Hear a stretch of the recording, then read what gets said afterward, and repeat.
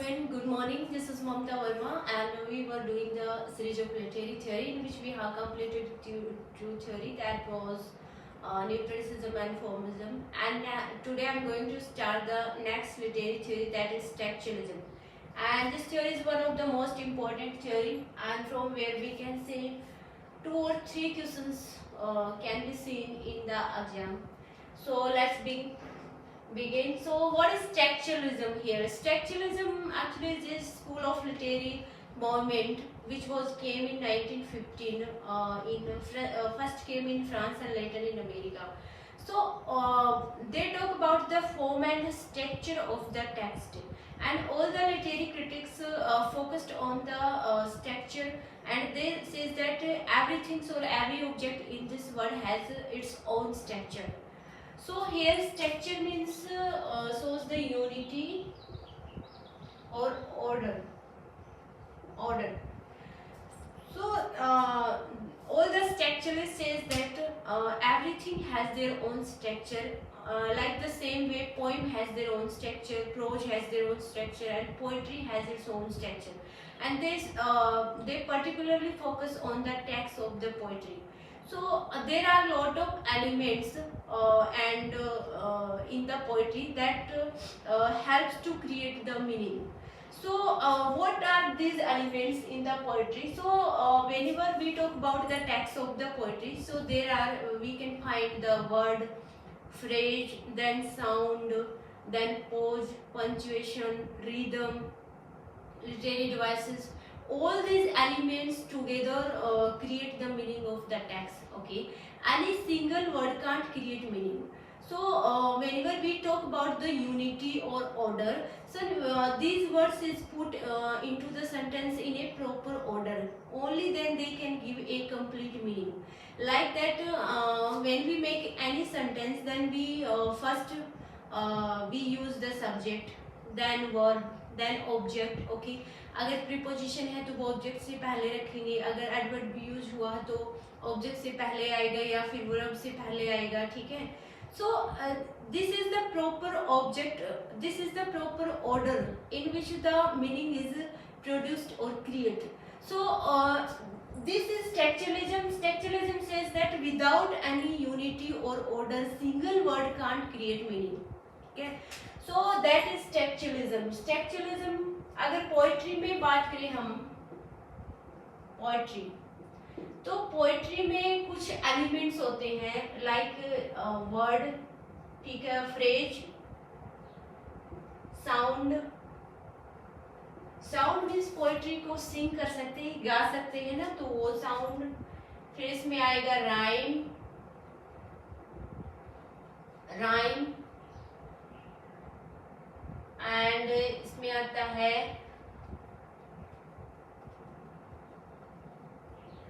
Form of language. Okay, literary devices.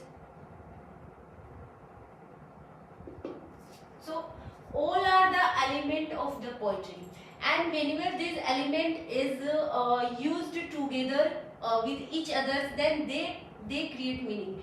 Any single word can't create meaning in the text. So the meaning is created only when all the elements is brought together in the sentence. Okay, and in collaboration to each other they create meaning. That is structure. So we can say structure, we can find any things like if I talk about the wall. Wall has their own structure. How because there are a lot of elements which try to help to make a wall, like just say stone, bricks, cement, water. So all these elements used together to make a wall. Without any single element, like only if we talk about the cement, then only cement can't create a wall, only stone can't create a wall. So all the elements when brought together and put in a proper order, then they create meaning, and then they make a wall. So on the same way, when this element is put in the proper order in the sentence, then they create meaning. They create the structure of the poetry. They can create the structure of any novels or any fiction. So that is structuralism.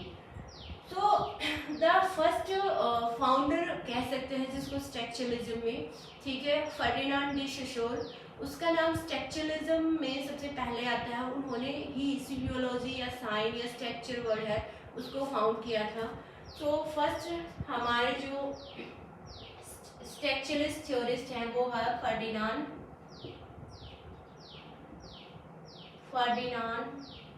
Day Saussure. Okay, Ferdinand de Saussure इनका नाम, इसको हम founder कह सकते हैं structuralism का founder. और इनका एक वर्क है जो बहुत ही फेमस है, जो स्ट्रक्चरलिज्म पे ही बात करता है, उसी पे बेस्ड है, वो है course in journal linguistics, course in journal linguistics, which was published in 1916. Okay, so in this work Ferdinand de Saussure talk about how the meaning produced, and he talk about that he gives some concept and also gives some types to create the meaning. So one by one we understand all the concept which is given by the Ferdinand de Saussure.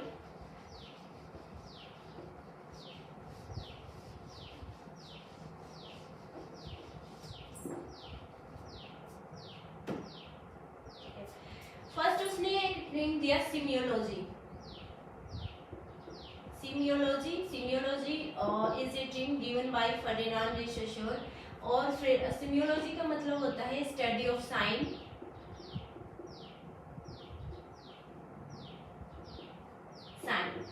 Sign का मतलब यहाँ कोई भी word हो सकता है, कोई भी वर्ड ले लो, किसी का नाम यहाँ साइन है, ठीक है। लेटर इस साइन को इसने दो पार्ट्स में डिवाइड किया है। ओके, मुझे इसको रब करना पड़ेगा नीचे वाले को।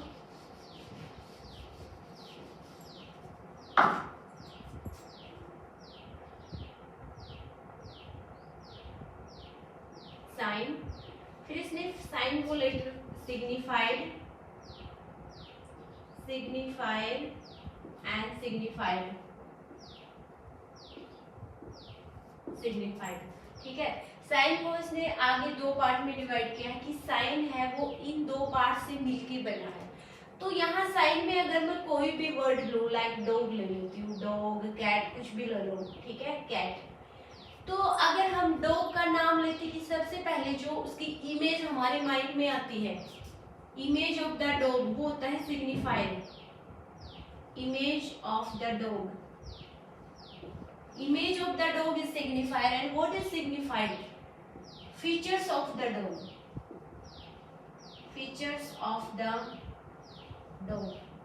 okay, इसको हम concept भी कह सकते हैं, concept of the text.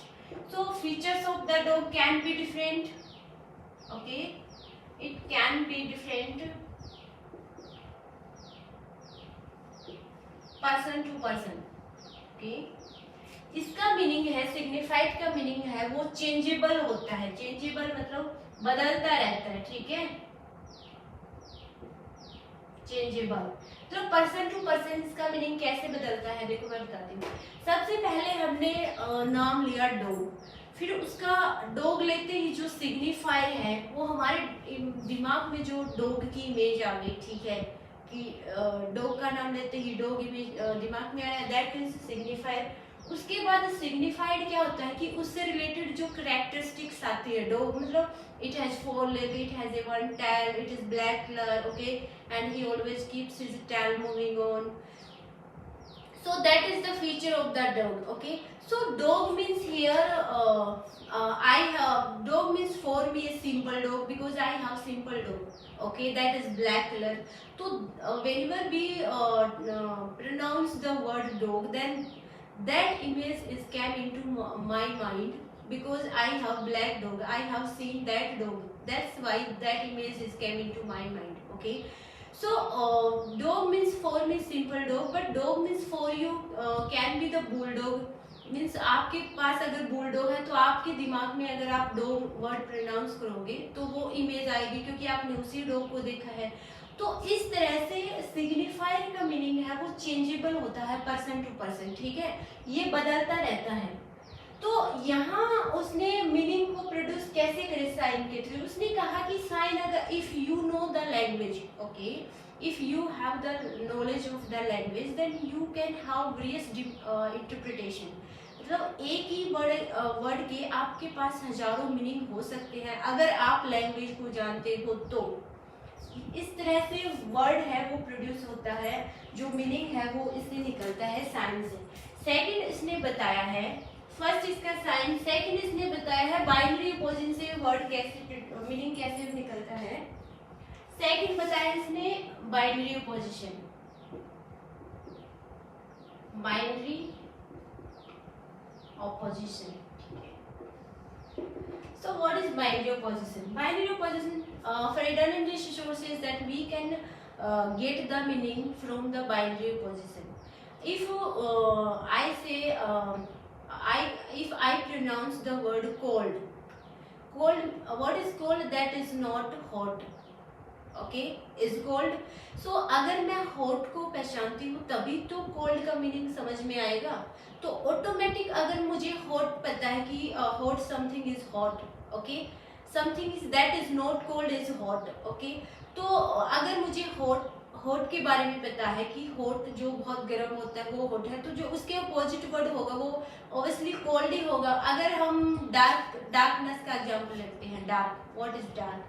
So dark something there is no light, okay, so हमें लाइट का मीनिंग पता है, ठीक है, तो अगर हमें डार्क का मीनिंग अगर हमें गेन करना है कि डार्क के मतलब होता क्या है, तो अगर मैं बोलूँ कि something there is no light, तो लाइट का हमें ऑलरेडी पता है, डार्क का पता करना है ना, तो इसके अपोजिट में ऑटोमेटिक उसका मीनिंग निकल के आ गया। तो इस ये होता है बाइनरी अपोजिशन, जैसे cold, hot, okay, dark, light, okay, rich, poor, so ये सभी वर्ड जो एक दूसरे के बिल्कुल अपोजिट होते हैं, it's all are called binary opposition. Third उसने टाइप बताया है मीनिंग कैसे प्रोड्यूस होता है, सो रिपीटेडली यूज,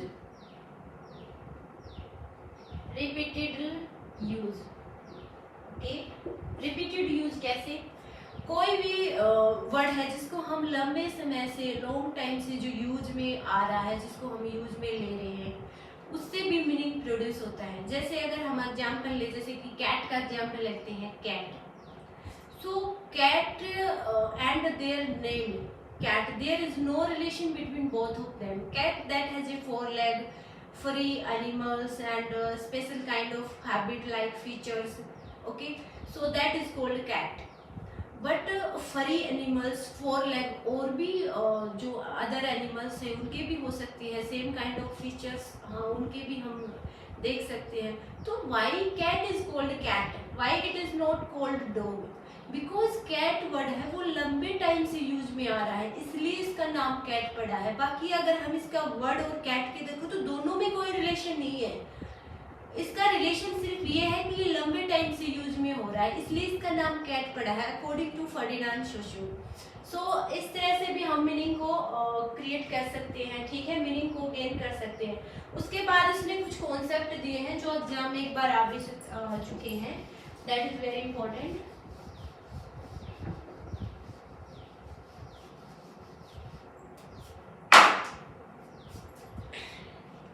फर्स्ट दिया इसने सिंक्रोनिक,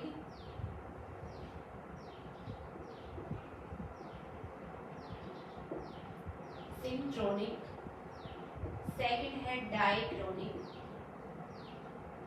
डाइक्रोनिक, ठीक है। So what is synchrony and diachrony? Synchrony होता है to indicate a special point of time, to a particular point of time, whenever any language is used or spoken by a group of people or a community at a particular time of time, particular point of time means किसी भी group या community के द्वारा जो language use की जाती है, जैसे कि उसमें कोई चेंजमेंट नहीं हुआ है, ठीक है, पास्ट से प्रेजेंट तक उसमें कोई चेंजमेंट नहीं हुआ है, एज इट इज वही लैंग्वेज उसी कम्युनिटी और उसी ग्रुप के द्वारा जो लैंग्वेज बोली जाती है उसी को कहते हैं सिंक्रोनिक। ठीक है, डायक्रोनिक होता है ये डिफरेंट पॉइंट ऑफ टाइम को शो करता है कि लैंग्वेज में क्या इवोल्यूशन और डेवलपमेंट हुए हैं फ्रॉम पास्ट टू प्रेजेंट। ठीक है, जो भी चेंजमेंट हुए हैं लैंग्वेज में, जैसे उसमें नए वर्डिंग को शामिल कर दिया गया है, दूसरी लैंग्वेज से कुछ वर्ड को फ्रेंच करके इस वर्ड में ले इसी लैंग्वेज में यूज कर रहे हैं, तो ऐसे नए नए वर्ड जब लैंग्वेज में शामिल कर दिए जाते हैं तो उसमें कुछ इवोल्यूशन और डेवलपमेंट ऐसे लैंग्वेज का होता है। ठीक है, तो it shows the different point of time. Any language, आप इसको लिख सकते हैं, any language that is spoken by group or community of the people at a point of time। ठीक है, ये एक पर्टिकुलर टाइम को शो करता है। ठीक है, कि लैंग्वेज में कोई भी चेंजमेंट नहीं हुआ, वो एज इट इज ही किसी ग्रुप के द्वारा यूज की जा रही है। डायक्रोनी दिखाता है, डायक्रोनी में चेंजमेंट दिखाया गया है। So any language it shows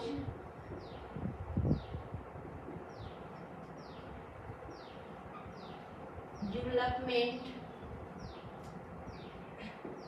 of the language from past to present। okay, and past to present and how the group of people or the community use this language and spoken by this group of people at a different time, different point of time, so that is called diachrony। इसके अलावा उसने दो concept और दिए हैं that एक बार जो net के एग्जाम में एक बार नहीं दो बार पूछे गए हैं। ठीक है, फर्स्ट इसमें लैंग एंड सेकंड है इसमें prone.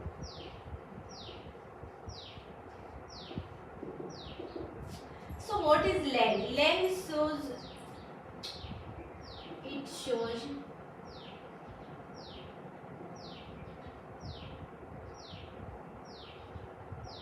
Elements of language. Langue से मतलब होता है एलिमेंट्स ऑफ द लैंग्वेज। ठीक है, एलिमेंट्स ऑफ द लैंग्वेज कौन से हो गए? It is related to the rule and grammar like the words, phrases, उसके बाद उसमें सिंटैक्स एंड प्रोनाउंसिएशन, स्पेलिंग, इससे रिलेटेड जो एलिमेंट है लैंग्वेज के वो लैंग में आते हैं। उसके बाद होता है प्रोल। सो प्रोल क्या होता है कि यही जो लैंग्वेज है which is spoken by the people in a different way. Okay, how individual people use the same language in a different way. Just minute, how the language use और spoken by the people in a different way। So different way कैसे? इसी language को, एक ही language को जब हम different type से use करते हैं, डिफरेंट तरीके से यूज करते हैं, पर्सन टू पर्सन हमारा वे ऑफ स्पीकिंग है वो चेंज होता रहता है। जैसे अगर मैं बात करूँ कि हम अपने पेरेंट्स से बात करते हैं, ठीक है, तो वो हमारा वे ऑफ स्पीकिंग थोड़ा डिफरेंट होता है। अगर हम अपने फ्रेंड से बात करते हैं तो उस टाइम में हमारा वे ऑफ स्पीकिंग डिफरेंट होगा। ठीक है, लैंग्वेज थोड़ी हम डिफरेंट यूज करेंगे। अगर हम रिक्शा वाले से बात करते हैं तो उस टाइम में हमारा वे ऑफ स्पीकिंग अलग होता है। ठीक है, अगर हम किसी होटल के मैनेजर से बात करेंगे तो वहाँ अलग होगा। तो this shows the parole. Parole is shows the how the same language is used by the people in a different type of way, that is parole. तो ये था स्ट्रक्चरलिज्म, और इसमें हमारा फर्स्ट लिटरेरी जो स्ट्रक्चरलिस्ट था वो था फर्डिनांड डी सोशोर। इसका एक ही वर्क है जो मैंने करवाया है अभी, course in general linguistic, that is very very important. इसका नाम एक बार नेट में पूछा गया था। ठीक है, और सिंक्रोनिक और डायक्रोनिक के अलावा ये दो बार लैंग और प्रोल, ये दोनों कॉन्सेप्ट है वो उन्होंने लैंग और प्रोल, व्हाट इज लैंग एंड प्रोल, उसके बाद उसने 4 ऑप्शन दिए थे, ठीक है। तो उसमें दिखा रखा था कम्युनिटी ऑफ लैंग्वेज, ठीक है, is called parole and different individual speaking of the individual language is called parole. So ऐसे ऐसे करके इसमें 4 ऑप्शन दे रखे थे। तो ये लैंग और प्रोल और synchronic diachronic all are very important and मैं ये कहती हूँ कि फर्डिनांड डी सोशोर है जो स्ट्रक्चरलिज्म है उससे 100% हर बार क्वेश्चन पूछा जाता है। सो आज के लिए इतना ही, बाकी के जितने भी स्ट्रक्चरलिस्ट थ्योरीज बची हुई उनको हम नेक्स्ट क्लास में करेंगे।